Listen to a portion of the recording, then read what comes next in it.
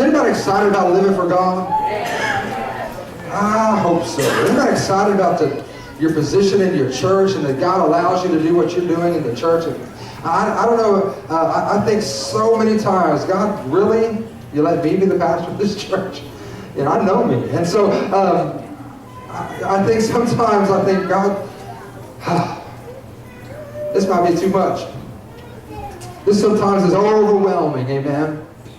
I'm kind of distorting, so you might turn down something, but I'm kind of distorting. Don't turn me off, so that's a scream, but just kind of turn something, change something.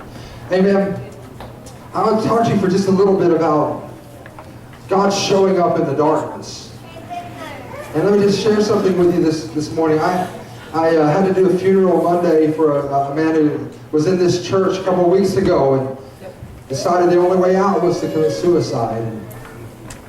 And I was told this morning another young man had committed suicide. 24 years old? 25 years old? Darkness is everywhere, but when there's darkness, there's light. Amen?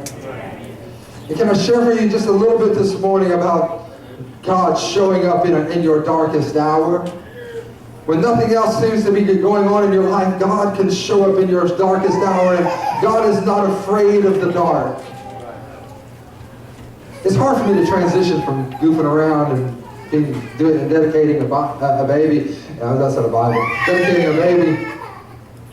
And just transition with me for just a minute, if you will. It's hard to go from one thing to the other, but let's go from one thing to the other this morning. Get with me this morning and hang with me. I'm a talk-back preacher. I need somebody to talk back to me every now and then. I need, if I say something you might halfway think about agreeing with, you can just at least raise a hand with a finger or something. Just every now and then just let me know that maybe I'm on the right track. And so I'm one of those preachers that I need somebody to talk back to me. I'm not going to sit up here on a stool with a table and a glass of water and a cappuccino. I'm not going to do that. I need someone, I'm not saying you're going to hell if you do that. I'm just saying I don't do that. And I need someone to talk back to me. I need somebody to let me know that maybe you agree with something that I said. But let me just share something with you. I'm not one of those preachers, Nathan, I'm a little bit loud. I'm not one of those preachers that is just, I don't warm up and then go faster. I'll just go. And what comes out goes. And so I don't have all the, my little, I don't have there's not a note on here that says, weak point, cry here. There's not one thing that says, there's not a smiley face to tell a joke. That's just how it goes. Whatever comes out, comes out. And you're just stuck with what comes out.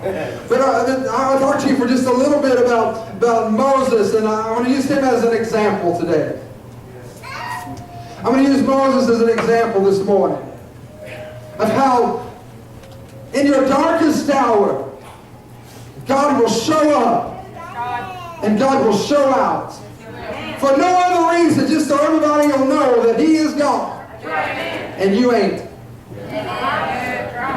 For no other reason, just to show out and let the world know that God is still God. My Bible still says there's a God in heaven, and my Bible still says there's a Savior. My Bible still says that God still reigns and He rules, and my Bible still says that my God is God, and my Bible still says that Jesus is sitting on the right hand of the Father making intercession for me. And so I don't know what you're going through this morning, and honestly, it does matter to me, but it doesn't matter because God is going to take care of whatever need that you have. God is able to supply all your need according to His riches and glory. That don't just mean no money. That means He can supply your need, whatever you have in your life. Listen, there's so many people that sit in churches and they act like they have it all together. There's so many people that sit in churches and you don't know that the hour before they got here they were crying their eyes out and they wiped their tears away and they put on their makeup and they combed their hair and they washed their face and they came to church because listen, when they get home out of church today, that bill's still going to be staring them in the face. That disease is still going to be staring them in the face. But they came to the house of God for no other reason but to hear an answer. And maybe God would change something in their life. Well, that was introduction. Hear me now. I'm so tired of people coming to church hoping God might do something.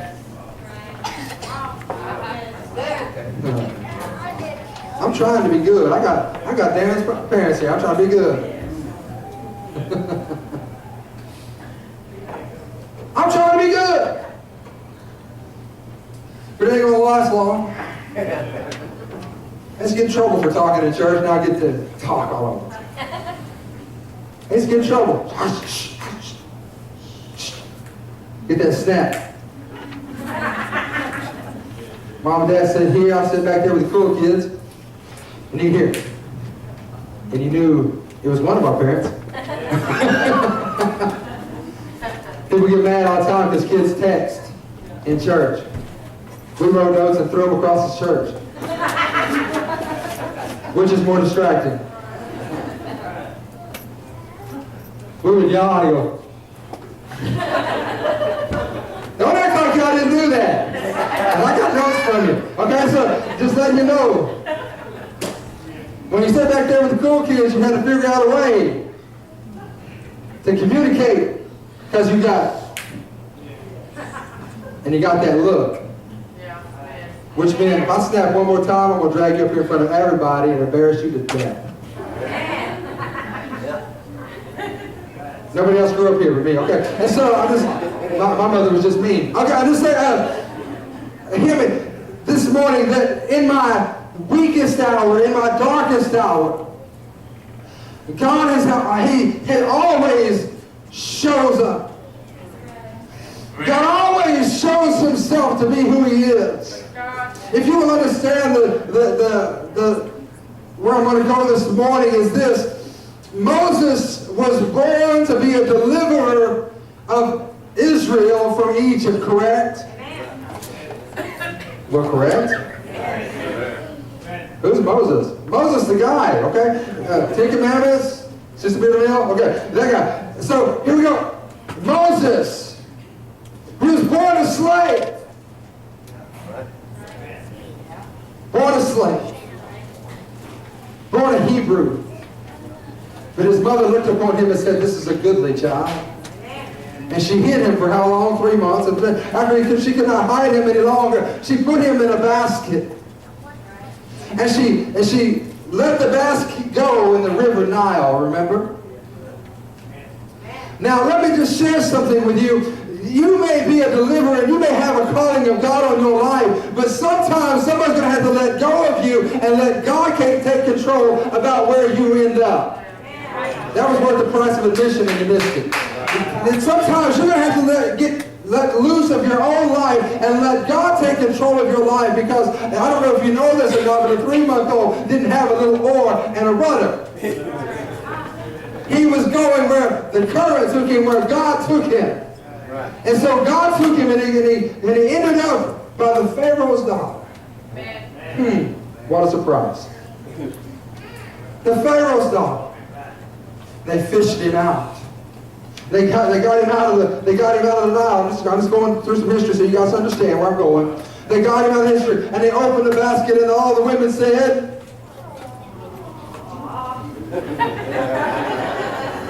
why did they say that? Because God allowed him to start to cry. And when he began to cry, the women's hearts just went, oh. I ain't changing. and so the hearts, they melted. God melted the heart of Pharaoh's daughter. And took him back to the palace. And so he grew up in the palace. He was Pharaoh's grandson by all means except for by birth. He was born a deliverer. He ended up in a basket. God directed his path. God showed him where God took him where he needed to go. And then he grows up in Pharaoh's house. And then at the age of 40 years old, what did he do? He killed an Egyptian. At 40 years old, he spent 40 years of his life in Egypt being the king's grandson. Now here we go. Hang on now. Hang on. Listen. For 40 years, nobody could touch him. For 40 years, he had the best of the best. For 40 years, he had the best food, he had the best clothes, he had the best chariot, he had the best horses, he had the best of everything. Why? Because God had foreordained him to be a deliverer, but it was not God's time yet for him to deliver Israel. Okay, I'm going to have to slow down and start. It was not his time. Though you may be a deliverer, though you maybe have the calling of God on your life, though all those things may happen, maybe it's just not your time yet. Doesn't mean you're not anointed. Does not mean that you're not called. It simply means that it's just not God's time yet. Let's do the math. Abraham was 75 years old when God made the promise to him that Israel was going to be 400 years in bondage. 25. Listen, Genesis says time between promise and the birth of Isaac was 25 years. There was 60 years. Time between Isaac's birth and Jacob's birth. 130 years, the age of Jacob when he went to Egypt. That's 215 years from Abraham to Jacob going into Egypt. Plus 215 years of time spent in Egypt. You say, wait a minute, that's 430 years. If you do the math. So something is amiss. They were supposed to be in bondage for 400 years. No, nothing is amiss because the promise didn't start 30 years after God said it would, so it came down to 400 years. And so there is no discrepancy. But let me share something with you. 400 years in captivity. How many years has the United States been here? 200 and what? 200 what? The United States is only 200 and... How many years old? I didn't look it up. I just figured somebody would know. It's not 293, it's 237. 237 years. Is that what you said? I didn't hear you, Rick. I'm sorry. You should have hollered at it. Yell at it. Raise your hand. Okay. Anyway, I'll call it. 237 years. Can you imagine being in captivity for another 200 years? So all you know is being a slave? Granddaddy didn't know nothing but being a slave. Great-granddaddy didn't know nothing about being a slave, but about being a slave to the Lord. That's all, folks. And so, nobody knew anything about being a slave and being anything but a slave. That's all they knew. They were slaves in Egypt for 400 years. That's a bunch of years. This country was only 237 years old. 237. Another 163. Is that right? 163 years. That's quick math. For another 163 years we'd be in captivity before we ever reach what Israel was to Egypt. Come with me now. So for 400 years, they had done nothing but be enslaved. So for 320 of it, no deliverer had ever showed up. I'm talking about 320 of it. Hang with me. 320. Moses got there. And for 40 years, he was the king's grandson. No one thought he was a deliverer of anything. He was the prince. He killed an Egyptian when he was 40 years old, runs off to the backside of the desert for how long? 40 years. By the time of 80 years old, he comes back. And now the fullness of time had come, and it's now 400 years of captivity. And now it is his time. Are you guys with me? Yep. Okay. Now it is his time. Now it is Moses' time to be the deliverer. Listen, 400 years of captivity, they knew nothing but slavery. They knew nothing but serving others other than God. And they cried out, and they cried out, and they cried out for God. Because if you'll remember, in the burning bush, come on now. In the burning bush, he said, I've heard the cries of my people. Church, listen to me. I don't know what's going on. I don't know if you're tired. I don't know what's going on in your life. I don't know if you're down, depressed, brokenhearted, disgusted, flat busted. I don't know what's going on in your life.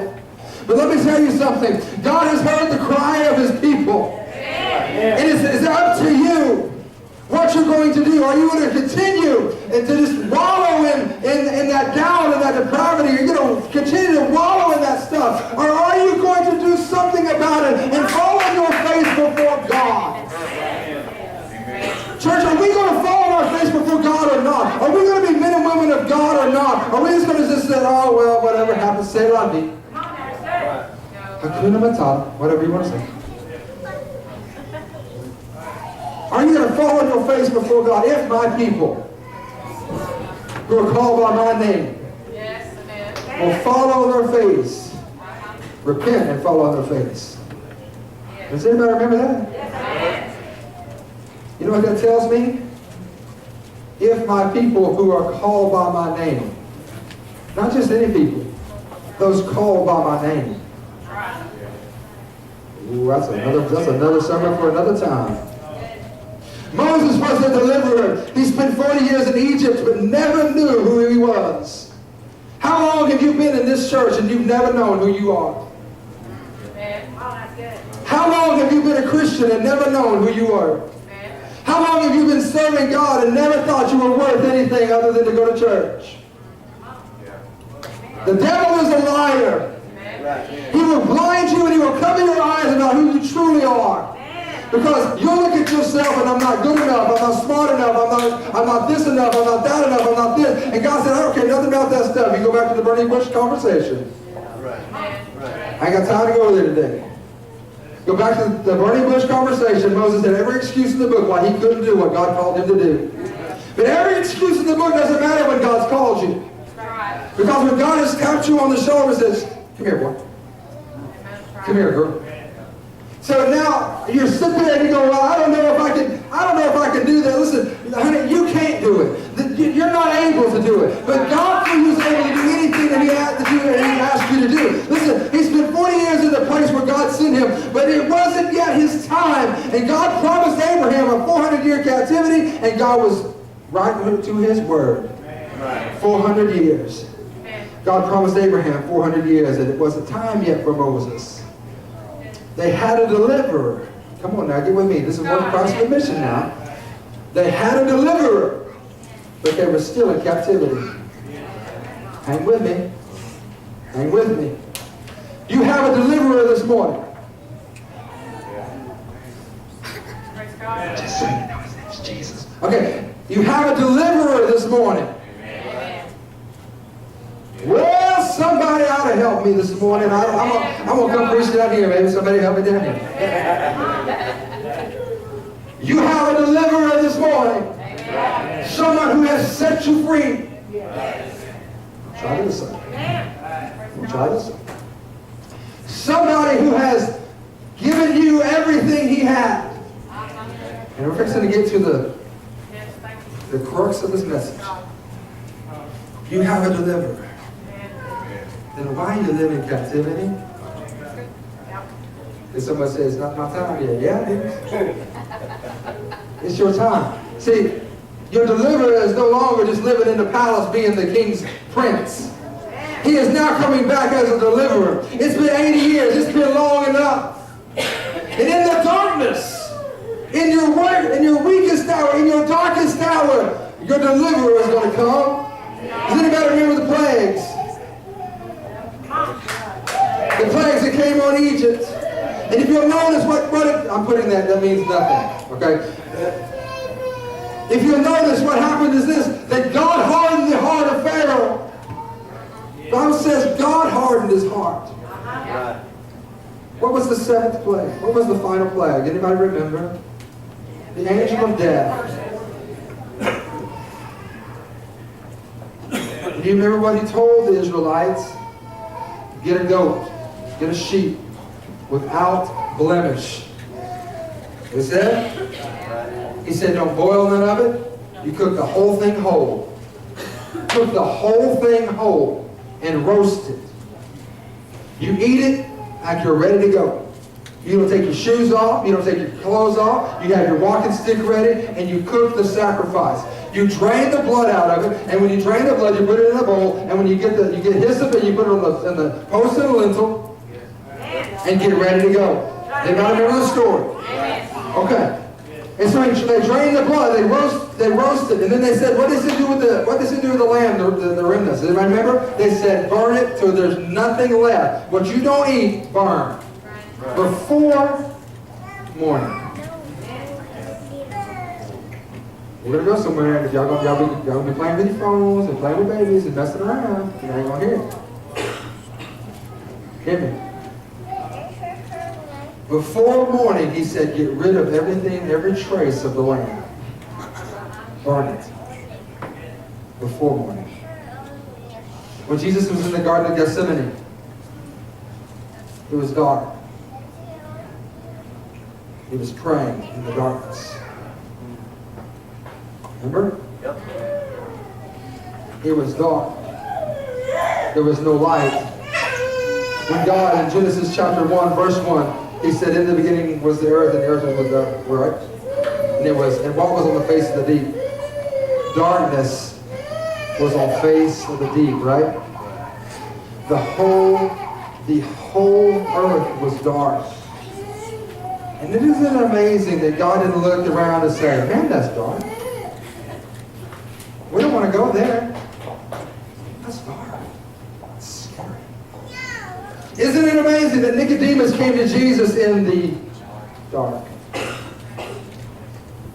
Isn't it amazing that the disciples ran to Jesus' tomb while it was still... That's why we have a sunrise service, right? Isn't it amazing that all these things happened while it was still dark? Isn't that amazing? Because in your life right now, you may have darkness and you don't know what I'm going to do. I've lost my mind. I've lost my marriage. I've lost everything in my life. I'm behind on my bills. I can't do anything. And there's nothing but darkness around you, it seems like. But can I share with you just good gospel news that Jesus always gets up in the dark and shines himself in the light? Oh, come on. Listen. Can I share that with you that Jesus always, listen, he did not get up while it was daylight. He got up in the dark. And when they ran down to that tomb in the morning time before it was light, he was already gone. Jesus, listen, if you have the right Bible, it's page 78. Page 78. Actually, I don't even know when I say the right Bible, I mean one like mine. Exodus chapter 12.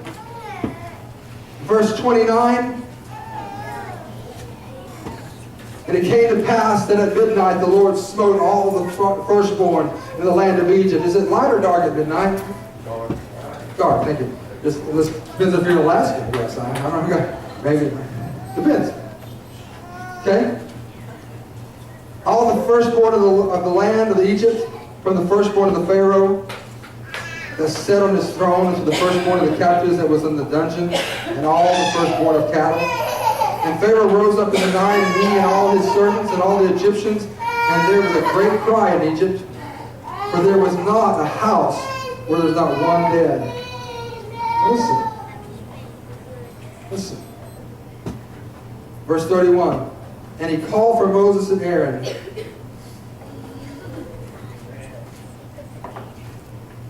By night. Listen, you may have no hope. You may think everything is done. I've lost it all. It's too dark. It's nighttime, and there's nothing I can do. I can't save myself. And you're right. The only thing that you can do is you can call out to a God who's not afraid of the dark, but sets people free in the dark. So in the daylight, someone can see them and say, how did they get here? Because if you will praise him in the secret, he will lift you up in the open. Can I share something with you? You may not have everything that you need right now, but listen to me. Start praising him in your darkness. So when you get through your darkness, God can exalt you in the light. Because listen, y'all are a city set on a hill. Y'all cannot be hid. That the works of God may be shown. That the works of God. I'm not doing a very good job getting this out. We, as children of God, we've got to understand that God is not going to just, the Bible does not ever say you will not go through anything. I don't care what slick-haired, shiny-shoe preacher wrote some book. I could care less. That you're not ever going to go through trouble and trial. They're a liar. They're lying to you. They're trying to sell a book. And they know people are hurting and people are trying to get away and they don't know where else to turn, so they'll get a book of somebody they saw on television. Because maybe they can help you. But God never promised you that you would never have a trial or a tribulation. God never promised you that life would not happen to you. God never promised you that nobody would ever die, that no one would ever be sick. God never promised you any of those things. He just simply said, I will never leave you nor forsake you. You may be going through hell in your life, but understand this. You have somebody that has you by the hand, and his name is Jesus. And he's going to drag you, he's going to carry you, he's going to do whatever he has to do to drag you through it if you won't give up. Right. If you'll praise him through your darkness. Amen. Come on, somebody, get hold of this morning. If you'll praise him through darkness, the light is coming. Right. If you'll praise him when nobody else was, everybody looks at you like, why are you praising God? Because it's dark. And he gets up in the dark. Jesus gets up in the dark. He didn't get up at noon. He got up before the daylight. He stood up and got up and rolled that stone away from that tomb. He got up and walked out of that grave while it was still dark. Pharaoh said, get out of here while it was still dark. 400 years in captivity, and it was over like that. Get out of here. I can't stand you anymore. And while it was still dark, why do you think God told them to not go to bed that night? Why do you think God told them to keep their shoes on, their clothes on, their stick? Because God knows. When you don't know, God knows what's coming around that corner. When you don't know what's happening, God still knows what's happening. But you've got to still praise him in the darkness and quit giving up every time something bad happens to you. Quit worrying about everybody else. Oh, I don't see that on TV. Shut up about TVN. I'm so sick of TV preachers. Get mad at me if you want. Send them your money if you want. I don't care. Some of them are good, some of them are horrible. Sick of them. Well, look at, woo, y'all religious folks. The Lord bless you. You know, I shouldn't say that. I plan on being on television sometime. Some of them are good. Some of them are bad. Some of them are just taking people's money. The kingdom of God's not getting preached. Things of God aren't getting built. Stuff of God's not happening. They're just padding their pockets and people are giving them money because they're looking for an answer. Please forgive me if I've offended you on your TV group. Your favorite one. That's all right. I have a favorite one too. That's the truth. I'm going to preach it. Not all of them are good, so better watch yourself. Watch yourself. Here's another one. I'm tired of people going to church and they're sick and they're disgusted, flat busted, and leaving just like they came in. That's right. Sick of it. Got a belly full of it. We as a Pentecostal organization better have a revival. If we don't have a revival, I'm talking about not your long hair, your long skirt, and your short hair, and your long sleeves. I'm not talking about that. I'm talking about a real true revival of young people and the old people alike. See, we always put it on the young people. But who taught them to live that way? There you go. What they see when they watch your life.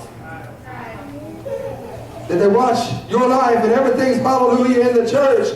But when you get alone, I can't stand her.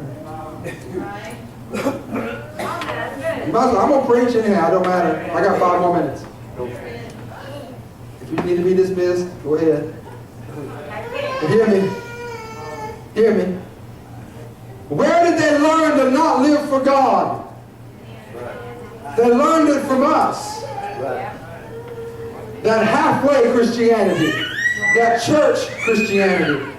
That come to church, walk out. Come to church, walk out. Come to church, walk out. And never come to an altar. Never cry out to God. Never a tear stain. Never a close place with God. Never a Bible study in the home. Never see in their house. They don't ever see you on your phone or on the computer. They don't ever see it. All they see is a hallelujah and a shout. And now and then, if I play the right song, you'll dance. That nightclub mentality.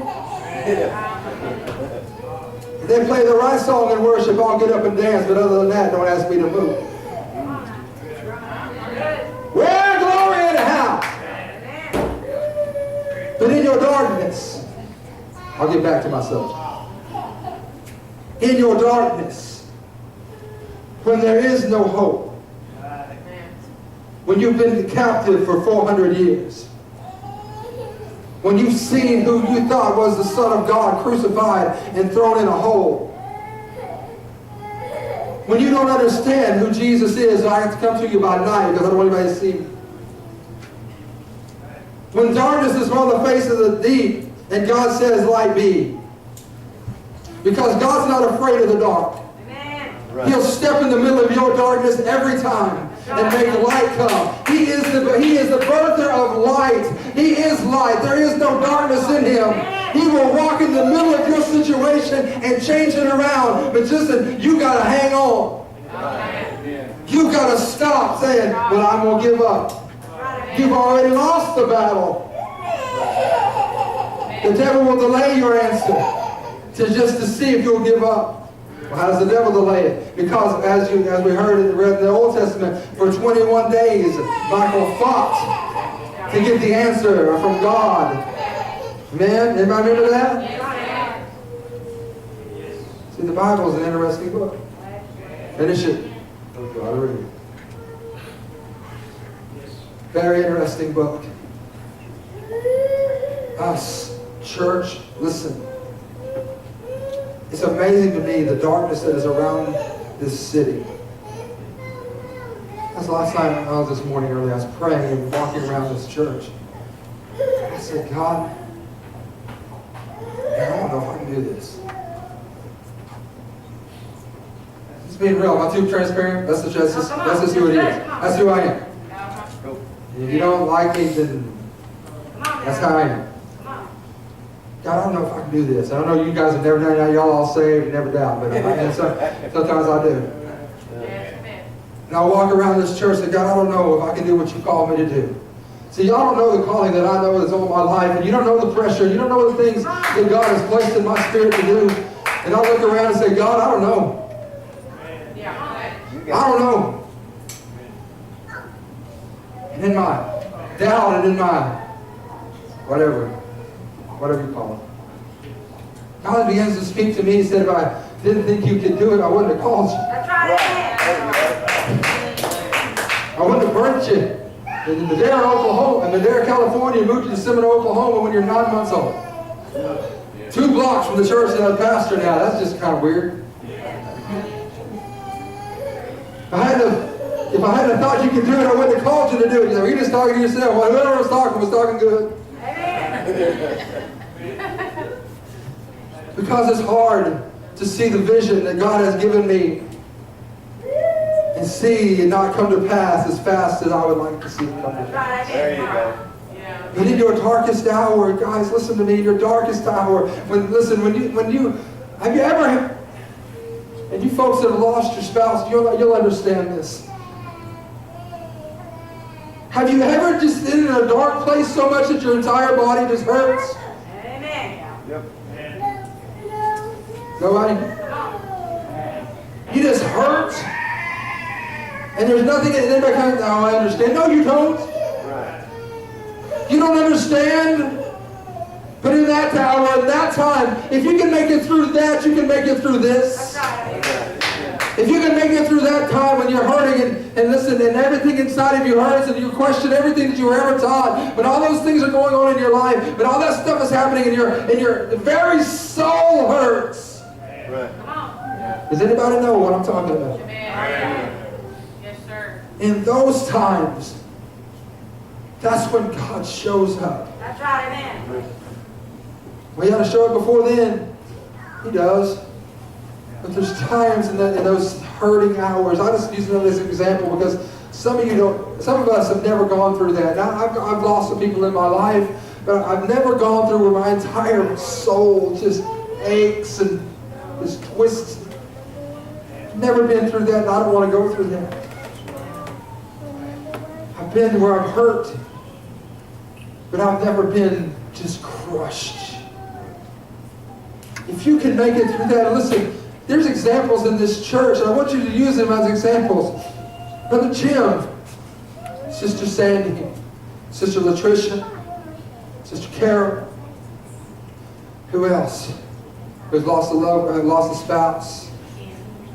Brother Ken, Brother Posey, Sister Pearl, Sister Janice. It's 9 that have lost more than I ever want to lose. More than I'm willing to give up. It's 9. Use them as an example. If they can make it, and they're still standing, and they're still with a hand in the air and still worshiping God, maybe because my car's broke down, it's not that big a deal. Maybe because my cell service isn't like I want it to be, isn't that big a deal. Maybe because the water bill's late, it's not that big a deal. Maybe the little junk I'm going through is really not that big a deal, because if they can make it through that junk, surely I can make it. For you guys that I pointed out, listen to me, you're here for a reason. The Bible says this way all the time. I'm trying to quit. I'm trying to find a place to quit. But to use it as an example. I think it says example in King James. But use them for an example.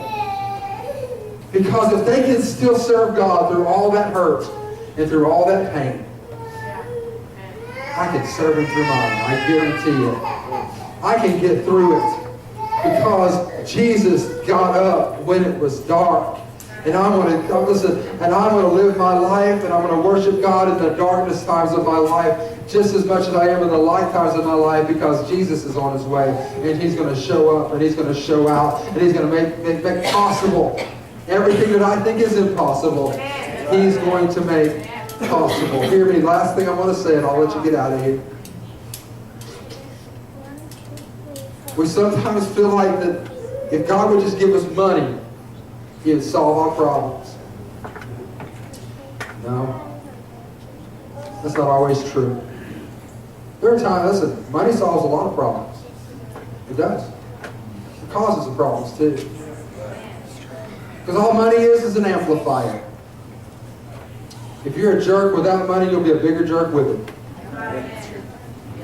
That's all it is. If you're a giver without it, you'll be a bigger giver with it.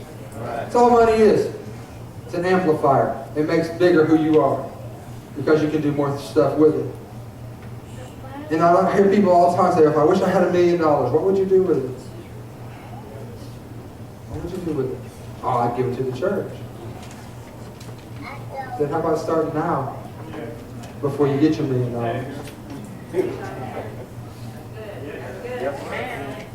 Just ask Him. Well, I don't pay my tithes when I make more money. No, you. You can't pay $5, you're going to pay $50. I'd give a big offering, brother buddy, if I had a lot more money. No, you wouldn't.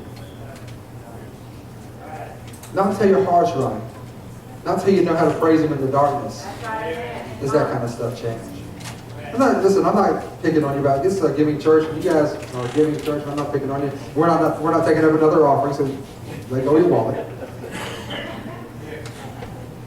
I'm just using it as an example. That's all it is. All money is a tool that God uses. People say, that costs a lot of money. We'll get some more. Don't worry about it. We'll get more. We'll get more. I love you this morning. If you would, bow your head and close your eyes with me this morning.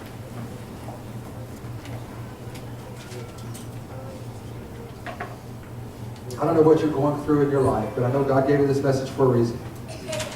I was going to preach something completely different, and I got this, and so this is what I preached.